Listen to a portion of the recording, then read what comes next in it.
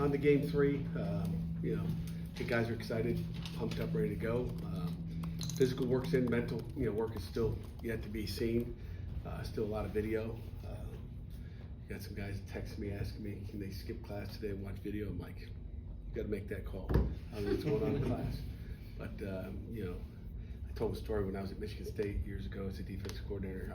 Rivalry week. I was like, listen, we ain't going to class. We're just taking notes and meetings. We'll take care of class next week. But our guys are locked in, ready to go. Excited to see what happens on Saturday. Questions? Pat Linden was telling us that it did feel different. Who was? I'm sorry. Linden was Okay. telling us that it did feel different. It seemed harder, more intense. Have you felt a good energy this week heading down there? Yeah, I felt a good energy, but I can't tell you I felt it any different. Maybe he's cranked up a little bit, but we got to have composure when we go down there, and it's the same. I haven't seen anything different out of practice. We've had really 3 good days of practice, and I haven't seen anything where I've seen a lack of focus or more energy than I saw a week ago. So. Pat, obviously being down in Morgantown, sellout crowd is going to be really loud. I heard you guys working with some crowd noise. Just how much is that going to help you guys? It's huge. I mean, it's going to be really big. I think and I hope it was louder out there today than it will be Saturday. But we're prepared for the loudest deal we can have. So we're ready for the noise, and we got better from Tuesday to Thursday for sure. So it takes time and it takes work, and our guys running the machine over there do a good job. And we got loud. I mean, those speakers out there are big time. They're so good that the Steelers purchased them after we had them. So. Obviously, too, WVU coming off kind of a disappointing loss against Ohio. Were you able to watch the game? What did you see out of that game? I watched the end of it, I think, but obviously I've watched it here, and obviously the all 22, and watched obviously the TV copy as well at night. So we've seen it all. We've seen both those games, and a bunch of Jacksonville tape as well. So we just we're seeing it, not just who they are here, but who Rich Rodriguez and Zach Alley are as play callers. A lot of the guys on offense weren't here in 2023. Was there a game last year, an environment that you could compare to West Virginia? A lot of them. Cincinnati, same crew, same So I mean, just going to our first road game a year ago, same atmosphere, no different.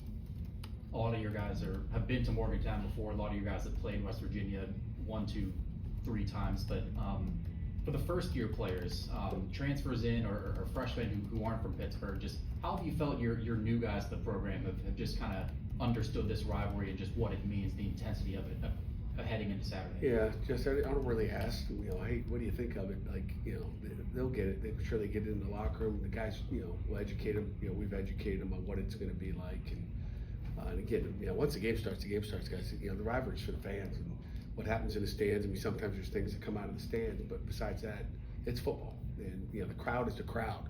Whether you go there or go anywhere else in the ACC, I mean, it's nothing different that we haven't seen. Besides maybe some ruckus in the stands. What do you hope to see out of your defense this weekend, specifically the linebacker group? It's going to come down to execution. I mean, they do a lot of eye candy with all the runs that they have, and and eye control out of our safety. So I mean, we've got to do a good job of just reading our keys and not looking in the backfield, because if you look in the backfield, we'll be going like this. We need to be going here or there together. But we got to eliminate the eye candy and read our keys. Do any of those quarterbacks, you said you were preparing for 3 of them to maybe play, do any of them have kind of the same rushing ability that Garrett Green had? Yeah, I think they're maybe bigger than Green was, but they all have ability to run the ball. Period. That's why they go in there and run it. And I think 13 might be 0 for 4 throwing it, but he's had some drop passes as well. So don't go by the stats. He's thrown it and he can run. On Monday, you told us you were preparing for Jaheim White no matter what. Obviously ruled out. You never know. I mean, I don't know. That is fair. Do you believe anything in a rivalry game? I don't know.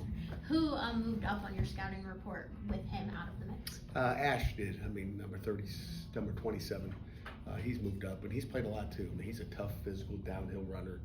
I think he's good. It kind of reminds me. I mean, I told you guys on Monday, Scatterboot. I mean, he's a good football player. He's tough. What challenges does it present when you do have to prepare for multiple quarterbacks?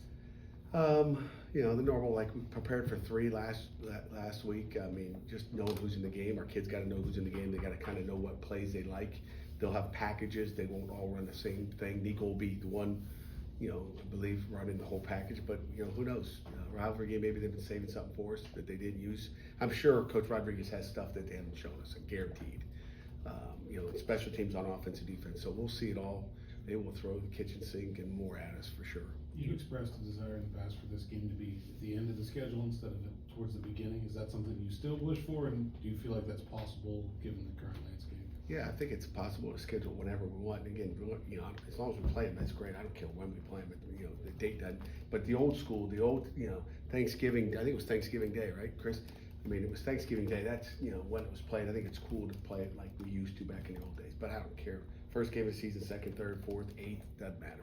What's the process with non-conference scheduling? Do you go to Allen and say, "Hey, find me an SEC team"? Does he come to you and say, "Hey, I heard from this Big Ten team"? How does the series come together? West Virginia or whoever. It's always different with different ADs.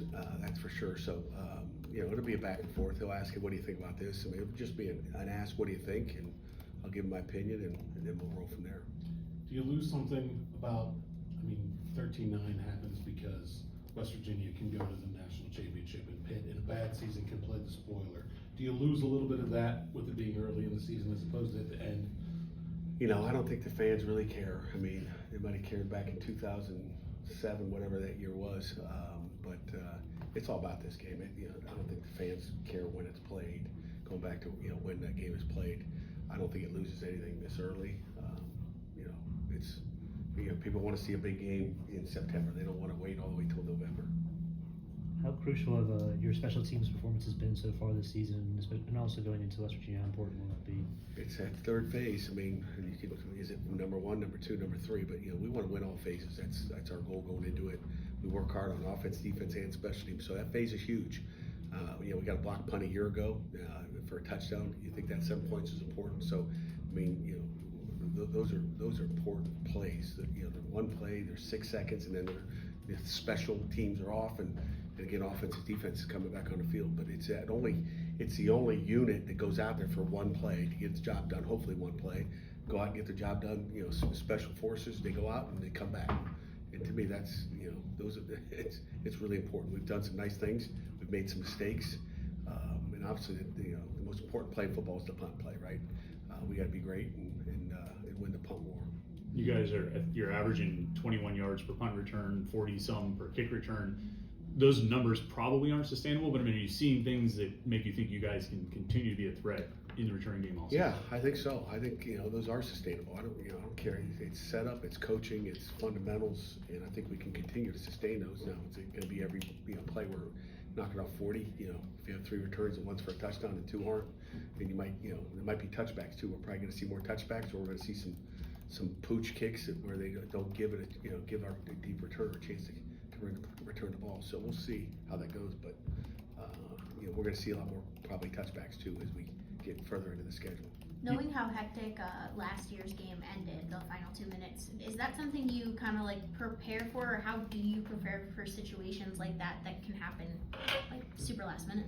Yeah, I mean, that's what we practice every day for, whether it's 2 minutes at the end of practice or just, but it's every situation is practice talked about, whether it's Hail Mary, Big Ben, whatever you want to call it, victory, defense. I mean, whatever it is, we practice that, on Thursday, and we make sure we brush up on, hey, what are we doing versus them? Every week it's a different package. Do you, excuse me, do you go back and look, the last couple times you guys have played each other, it's come down to the wire. Do you go back and look at those, or because it's a whole new coaching staff, whole new team this year, you kind of throw those out and just focus on? You throw them out, but I don't know if you have to go back and watch them, but we have. They're looking at it. Mm-hmm. Okay, they're for sure looking at it to see how we played them, how to go, how did we match up a year ago to see just kind of where the matchups were. There's players that we have that played for us last year. How did it look? And I'm sure they'll pull some stuff maybe. I'm sure we're going to see what we call a jet route, where quick out, which they ran when we were at Michigan State. Coach Brown ran it a year ago. I'm sure we're going to see number 2 to fly. We've practiced it all week. Those things that are something that I'm sure they peaked at it for sure. You've passed the ball about 20 more times than rush attempts, and I know some of that's been with Cole and Mason getting some reps, but how much more emphasis are you placing on the ground game for this matchup? You want me to tell you, for real, or you want me to lie to you? It depends on what they're giving you. If they're, it depends on what the coverage is, what the fronts are. That's why a quarterback's looking to the sideline to see what are they lined up in. When he's looking to the sideline, it's not finding out if he wants chocolate ice cream or vanilla ice cream. He's looking to find out, like, what are they doing? What's the best play for us to get into? So, we're going to be, looking to the sideline to find out what's best. And we're going from a run to a pass to a run, or a run to a different run, or a pass to a different pass. So it's all predicated on what we're seeing from the box and what we're seeing from the sideline. You ran every single play last time you were down there on the first drive, the first possession. Is that something you want to try to do again to establish the tone, or are you going to? Yes, we want to run it every down. Okay, so Zach, you know that. Coach Alley knows we're going to run it every time in that first series. Mark it down.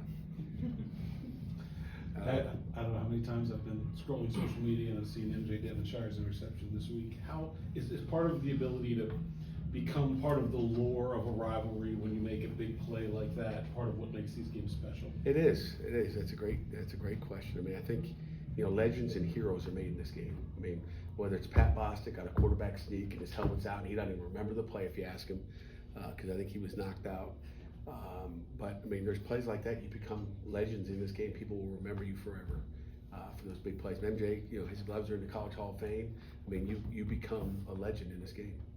Does it feel a bit better that this is the last one for about 40 years? Does it feel better? No, better. Like, does it feel Bitter? like you're a little bit Nothing's bitter. I mean, you get one opportunity. Our guys know that 29 is the next time we get to play them, so you're not going to get it next year. So, don't hold your breath. Each game is important. This is the next game on the list, and we're not going to play for a while. So it's not bitter. It is what it is. We'll have somebody else on our schedule, which will be just as fun. Yeah, on Tuesday there was an announcement that University, the athletic department, was sort of taking over Alliance 412's operations, and they were going to shut down. What was your interaction like with the collective over the last 4 years or however long it's been in place, and what do you think of this move? Hey, I think it's a big move. That's not something I'm worried about West Virginia, but I think it's a great move. We're thankful, grateful for Chris Bickle. I mean, he kept us, in play for the last 4 years, really, and we couldn't be more grateful for what he's done for this program. But I think it's time. Things have changed. The rules changed. I think everything's changing in college football, so you got to change with it. So, good decision by the athletic department. Again, we got to move with the times, and Chris Bickle will still be heavily involved. And we got a great relationship with everybody that runs that thing.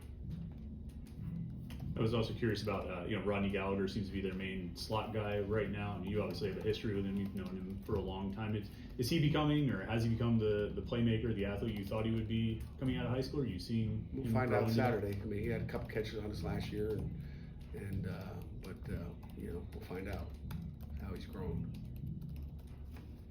He's a good player. Okay.